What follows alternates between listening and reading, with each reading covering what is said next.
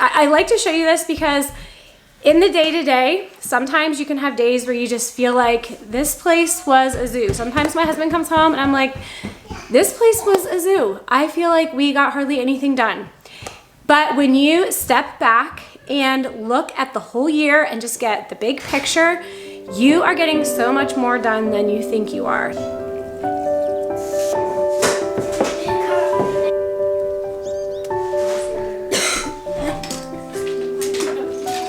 Takeover of the colony's capital, Philadelphia. And then we serve the church with her as she did acts of mercy. Pancakes. Friday. Yeah. And your tests. And then your final grade.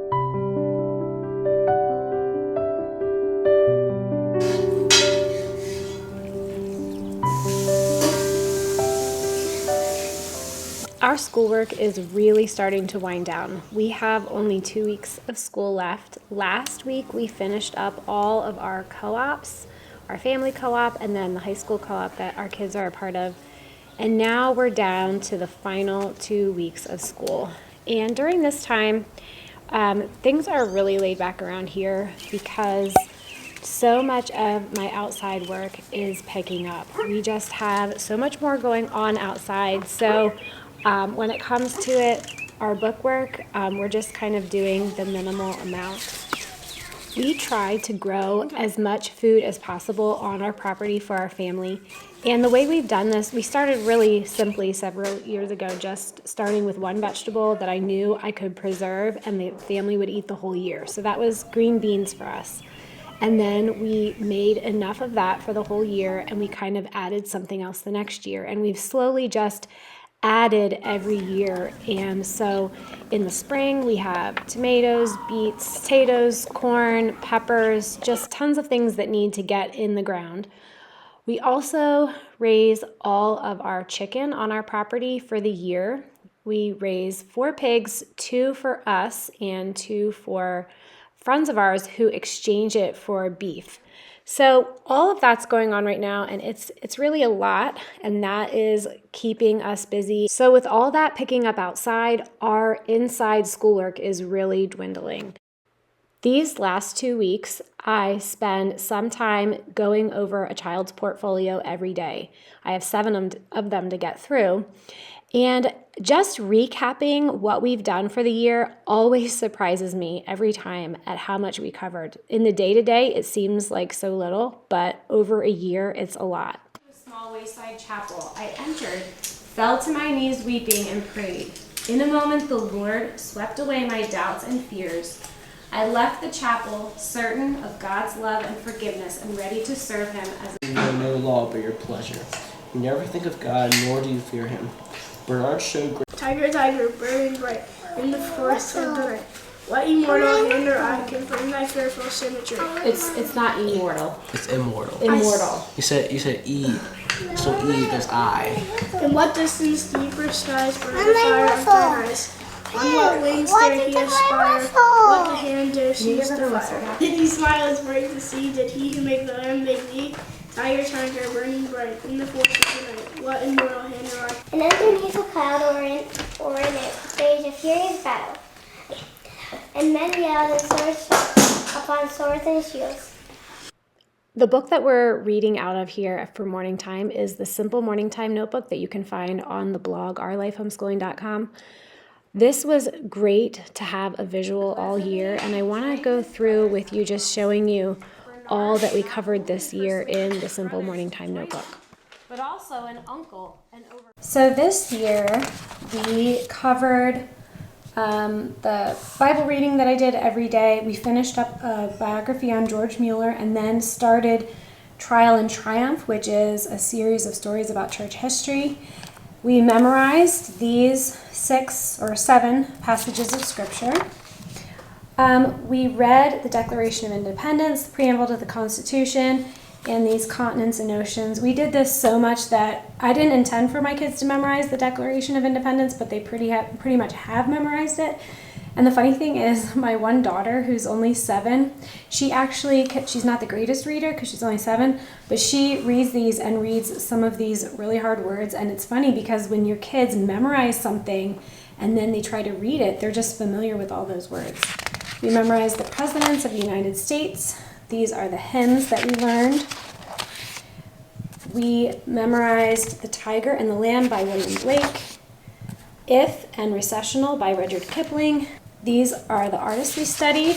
We didn't do too great on composer study this year. I don't have our Franz Liszt, the pieces that he did, we don't have those written out, but I actually did make a playlist and we listen to these frequently. As soon as the kids get started on their independent work, I'll put these on, and so they're really familiar with his music, even though we didn't go through and write all of them down.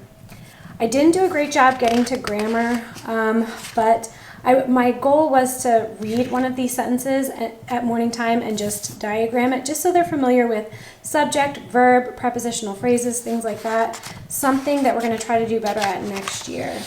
We really did get a lot done in our simple morning time notebooks. These are notebooks that I put together. I have them on the blog. You can still get the ones that we used this past year. I'm going to keep them on there. But I am going to be working on creating my 2024-2025 Simple Morning Time Notebook. I'm hoping to get to it in the month of May. So if you purchased one last year and you plan to purchase one again next year, let me know what you want to see in it. It's going to look very similar to last year's, but I also have some ideas of some extra things that I want to put in there that I'm kind of excited about. So it was really helpful to have something that was all on paper, all in one spot, one notebook that we could open up. And for me, this is a way that we can do Ambleside online and just make it work for our family. I use a lot of Ambleside. The Simple Morning Time Notebook worked really well this year. I'm definitely excited about doing it again next year. The kids finished up morning time by watching World Watch. This is the current events that we watch every morning. And I want to take you outside and show you some of the garden work that we've been busy trying to get in and some of the outside things that we've been working on. So today, my husband's home. We're working on opening up our pool. That's a big project.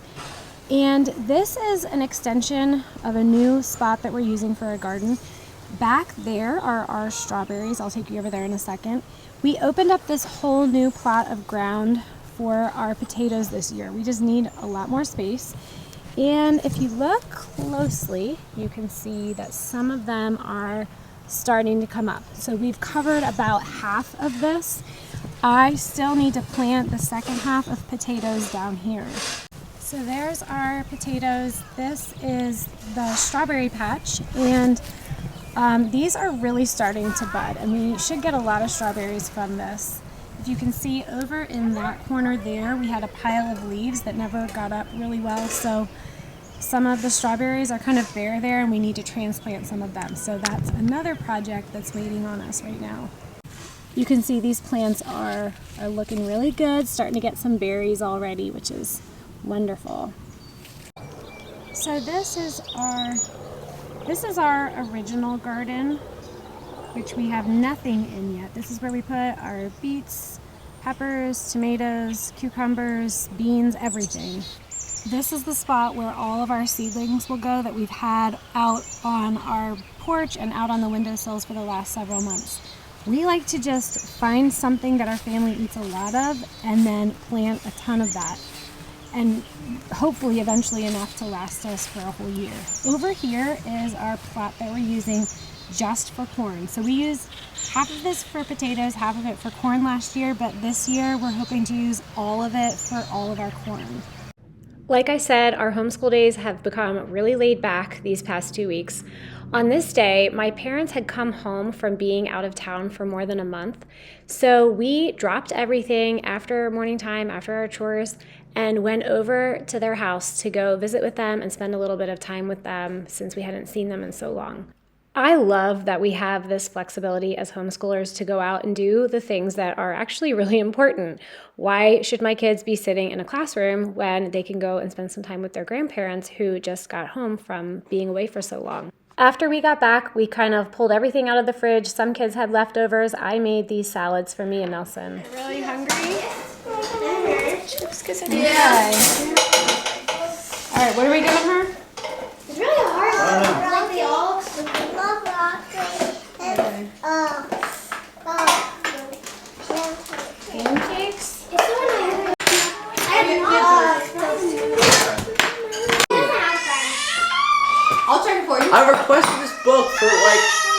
month, no, like I'm gonna give 3 this to months, and I didn't accept it.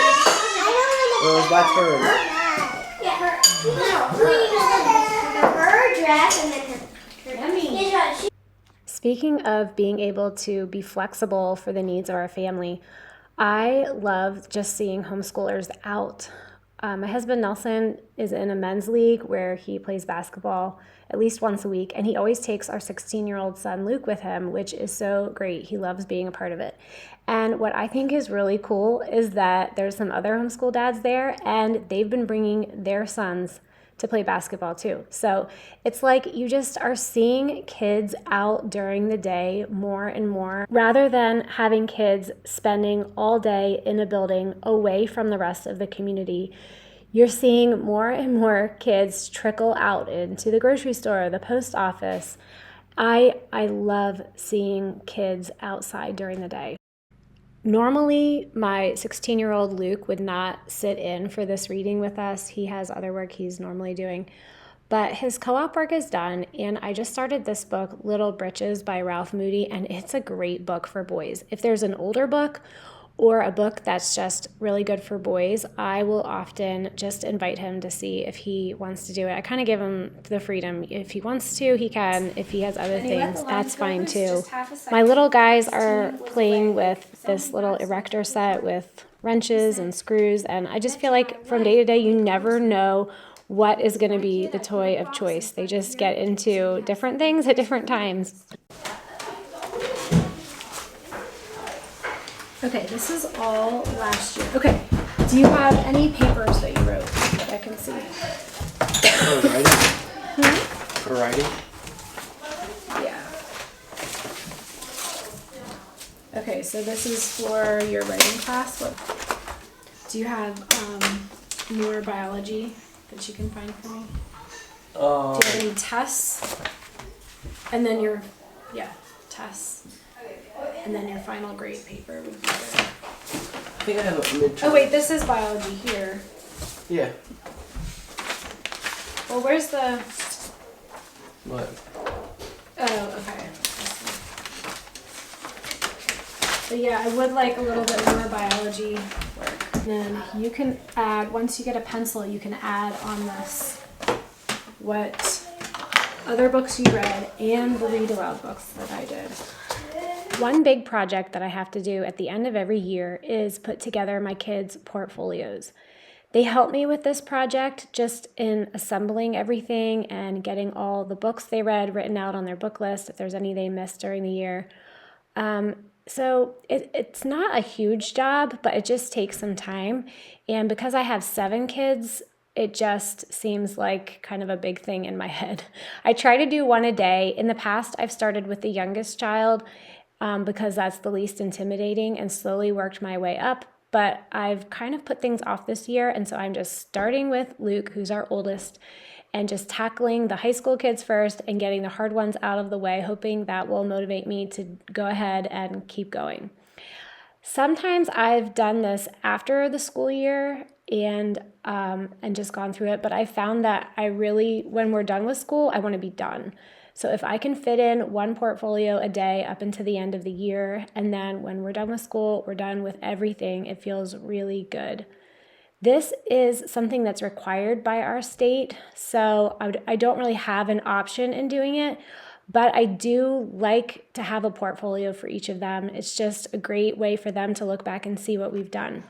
And if you don't do a portfolio, I just really encourage you to, at the end of the year, write down everything you've covered, the books you've read, the places you've gone together, because you really do forget. And in the day-to-day, it just seems like you're not making much progress. But when you get to the end of the year and you sift through it, it really is a lot. So I've shown you guys what we do for morning time.